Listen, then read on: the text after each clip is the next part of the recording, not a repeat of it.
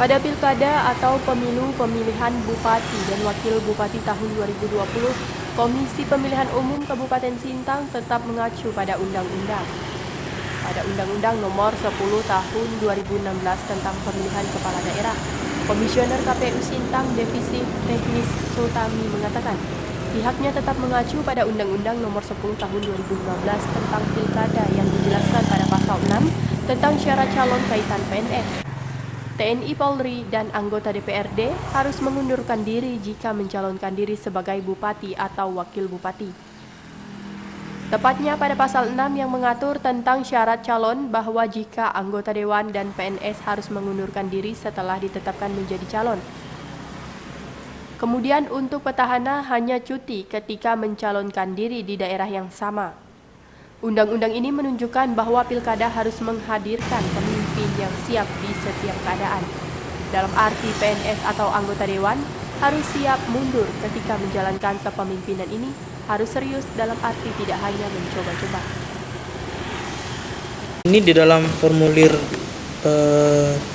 BB1KWK saat saat pencalonan itu dalam formulir model BB1KWK yang itu menyebutkan yang pertama, syarat calon ini berhenti dari jabatannya sejak ditetapkan sebagai calon bagi yang pertama bupati atau ini khususnya untuk daerah lain ya, khusus untuk daerah lain. Kemudian kalau untuk yang di daerah sama ini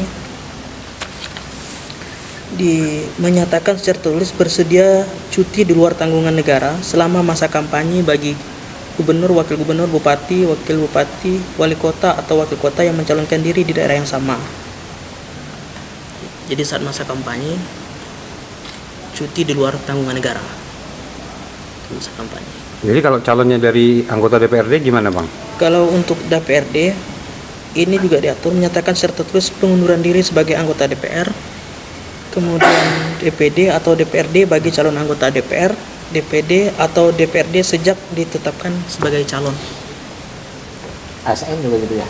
ASN sama, kemudian perangkat desa juga sama, TNI Polri aktif juga sama, pegawai BUMN dan BUMD juga sama. Harus mengundurkan diri. Harus mengundurkan diri. Begitu juga untuk penyelenggara pemilu itu harus mengundurkan diri.